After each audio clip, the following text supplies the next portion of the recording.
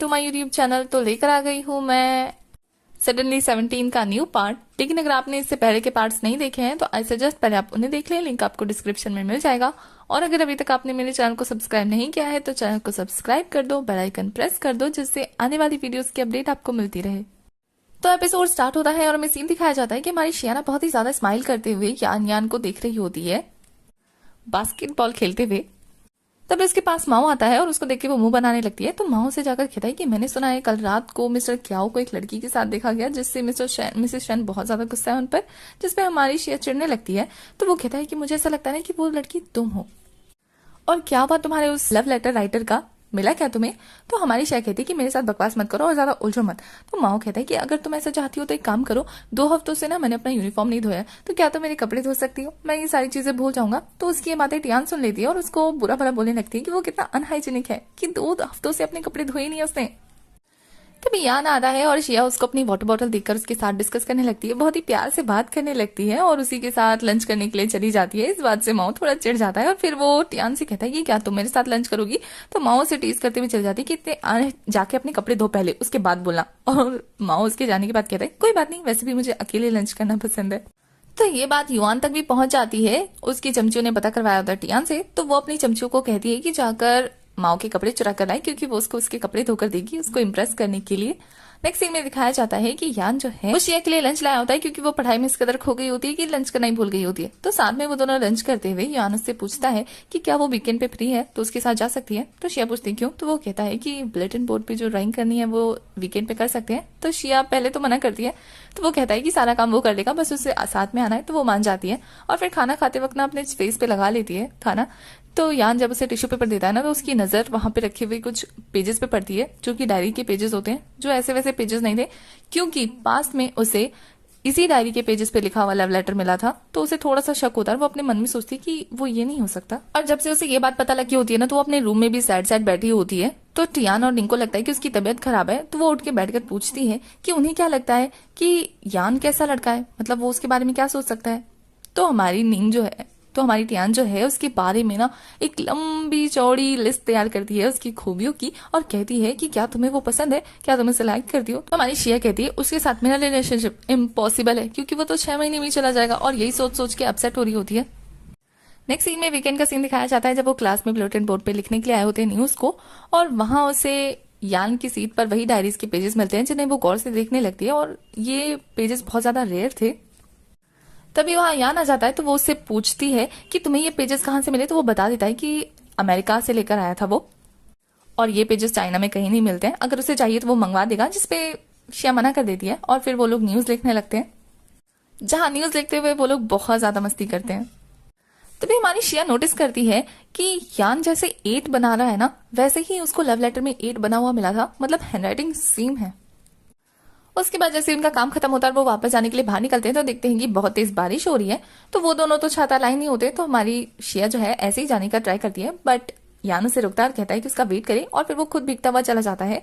और थोड़ी देर बाद दिखाया जाता है कि वो साथ में अम्ब्रेला और साइकिल लेकर आया होता है, और फिर शिया उसकी साइकिल के पीछे बैठकर जाने लगती है छाता पकड़ के। वैसे ये सीन बहुत ज्यादा क्यूट लग रहा होता है देखने में, क्योंकि वो दोनों साथ में बहुत ज्यादा प्यारे लग रहे होते हैं। दूसरी साइड हमारा माओ भी ना शिया को लेने के लिए छाता लेकर जा रहा होता है, तभी उसकी नजर पड़ती है उन दोनों पर, और उन दोनों को ऐसे आता हुआ देखकर वो छुप जाता है।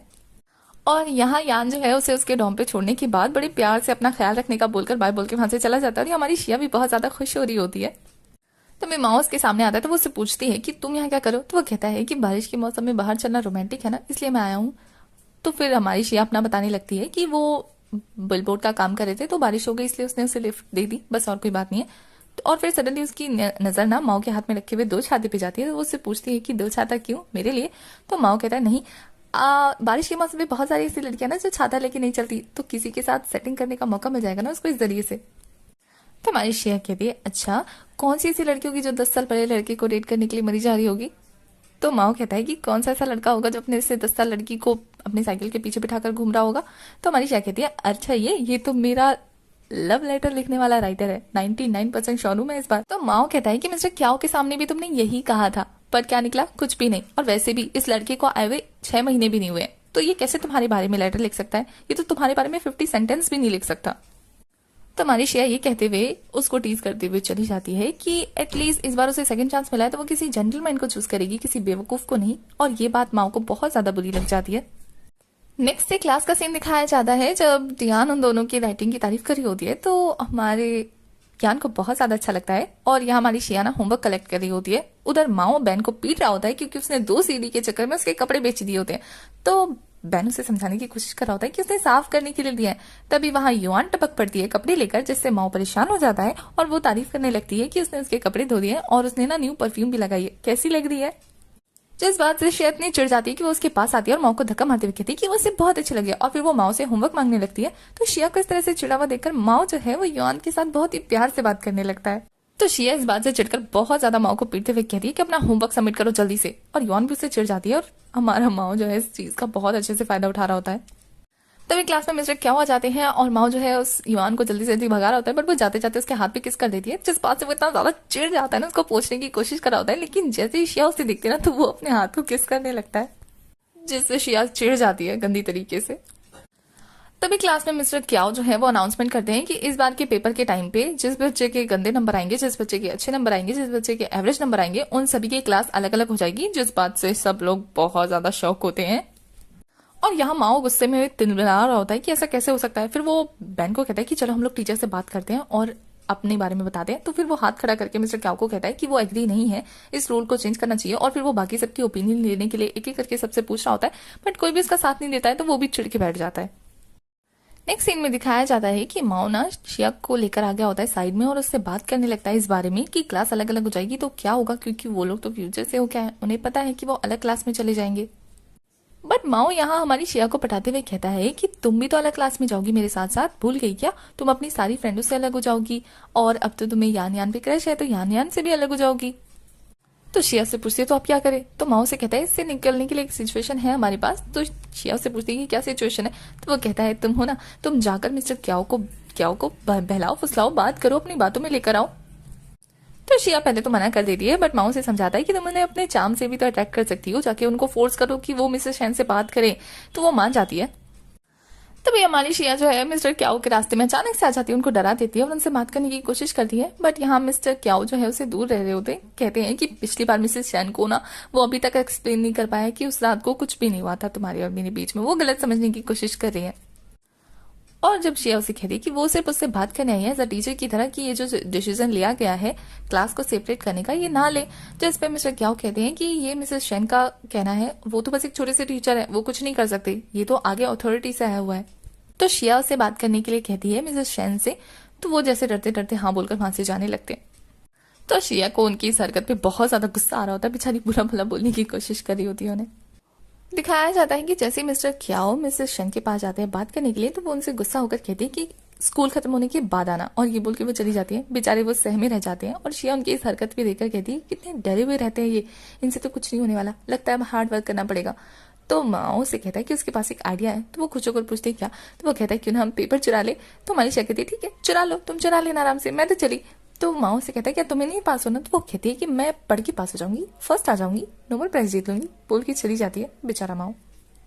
उसके बाद दिखाया जाता है स्कूल खत्म होने के बाद यहाँ मिसेस शेन ना बैठकर ड्रिंक करी होती है। तो जैसे मिस्टर क्या उनके पास आते हैं उनका ये रूप देखकर बेचारे हक्की पक्की रह जाते हैं, फिर भी उनके सामने डरे डरे होते हैं। तो हमारी मिसेस शेन जो है उन्हें भी ग्लास दे देती है पीने के लिए और वो दोनों ड्रिंक करने लगते हैं साथ में। और यहाँ माओ आता है स्कूल में चोरी चोरी चुपके चुपके, तभी पीछे से उसे शियाओ डरा देती है। तो माओ से पूछता है कि अब वो यहाँ क्या करने आई है। तो वो कहती है कि तुम्हारी मदद करने के लिए। तो वो कहता है तो तुम इस रूम में क्या कर रही हो। तो वो कहती है कि मैं गलती से आ गई। तो माओ से जैसे ही बाहर निकालता है ना तो वो उसकी गोद में गिर जाती है और वो उसको पकड़ के हक करने लगता है, वो उसे पीट के अलग करती है। वैसे कुछ भी कहो माओ का ना उससे अलग होने का मन नहीं था। और फिर वो दोनों जैसे तैसे कमरे का दरवाजा खोलकर अंदर घुसते हैं। तो पहले ना हमारी शिया जाती है, तो शिया को अंदर जाते हुए देखकर हमारे माओ के दिमाग में ना गंदे गंदे थॉट्स आने लगते हैं। उसका ऐसा लगता है जैसे शिया उसे सीड्यूस करने के लिए बुला रही है और फिर अंदर जाकर उन दोनों की किस होगी। और ये सोचने के बाद तो एक्साइटेड होकर अंदर जाता है। यहाँ मिसेस शेन और मिस्टर क्याओ इतने ज्यादा टल्ली हो गए होते हैं ना कि मिस्टर क्याओ तो बातों बातों में ना मिसेस शेन की तारीफ कर देते हैं और मिसेस शेन जो है वो ये कह देती है कि उन्हें मिस्टर क्याओ पे भरोसा है कि वो कुछ भी गलत नहीं कर सकते, उन्हें ऑफिस वाले मैटर पे भी वो क्लियर ही लगते हैं। जिस बात से मिस्टर क्याओ इमोशनल होकर उन्हें कन्विंस करने ही वाले होते हैं कि वो खुद को कंट्रोल करते हैं। और फिर उनके रूम से बाहर निकल जाते हैं और मिसेस शेन उनके पीछे पीछे जाने लगती है। यहाँ हमारी शिया पेपर ढूंढने की कोशिश कर रही होती है और माओ उसको बका रहा होता है कि वो ऐसे ही यान यान पे लाइन ना मारे। तो हमारी शिया कहती है कि वो भी 17 की है। तो वो कहता है कि हम लोग बड़े हो चुके हैं, ऐसे नहीं सोचना चाहिए, वो तो मुझसे शादी करने के सपने देखती थी ना। तो हमारी शिया कहती है अब हमने ब्रेकअप कर लिया ना, बस बात खत्म। तो यहाँ माओ उसको कंट्रोल करता है और हमारी शिया पेपर चुरा रही होती है। तो माओ से कहता है चलो एक किस करते हैं, और वो जैसे उसको क्लोज जाने वाला होता है ना, तभी उसे आवाज आती है कि कोई क्लास में आ रहा है। तभी मिस्टर क्याओ उस क्लास में आ जाते हैं और वो दोनों छुप जाते हैं और मिस्टर क्याओ के पीछे पीछे मिसेस शेन भी आ जाती है। तो बाहर गार्ड के आने से वो दोनों भी छुप जाते हैं और वो जाकर छुपते कहाँ है, हमारी शिया और माओ के पास। यहाँ मिस्टर क्याओ शिया को देख लेते हैं तो शिया उन्हें चुप होने का और वो शिया को चुप होने का इशारा करते हैं और यहाँ मिसेस शेन जो है अपने दिल की बातें कहने लगती है और माओ सुन रहा होता है। तभी हमारे मिस्टर क्याओ शिया का हाथ पकड़ के वहां से ले जाने लगते हैं और माओ भी भागने की कोशिश करता है, बट वो टीचर के हाथ पे चढ़ जाता है और टीचर उसे देखकर कहती है तुम यहाँ क्या कर रहे हो। तो माओ कहता है कि उन्होंने उसका सारा कन्फेस सुन लिया और ये बोल के वो भाग जाता है। बेचारी टीचर का चेहरा देखने लायक होता है। तभी माओ उस क्लास से बाहर निकल रहा होता है तो गार्ड उसे देख लेता है तो माओ वहां से भग लेता है। तभी पीछे पीछे से हमारी टीचर भी बाहर आती है और यहाँ गार्ड गलत समझ के वहां से जाने लगता है कि उसने कुछ नहीं देखा। तो टीचर उसके पास जाकर कहती है कि क्या कह रहे हो, किस बारे में कह रहे हो। तो वो कहता है कि मैंने उस लड़के और आपके बीच में कुछ भी होते हुए नहीं देखा, कसम से मैं किसी को कुछ नहीं बताऊंगा। यार टीचर उसे एक्सप्लेन करने की कोशिश कर रही होती है बट बेचारा कुछ समझना चाहता ही नहीं था, बेचारी टीचर। और इसी के साथ ये वाला पार्ट हमारा यही खत्म हो जाता है। इस पार्ट की एक्सप्लेनेशन होती है खत्म। आगे की कहानी के लिए आपको नेक्स्ट एपिसोड तक वेट करना है, तब तक के लिए बाय। और अगर अभी तक आपने मेरे चैनल को सब्सक्राइब नहीं किया है तो चैनल को सब्सक्राइब कर दो, बेल आइकन प्रेस कर दो, जिससे आने वाली वीडियोस की अपडेट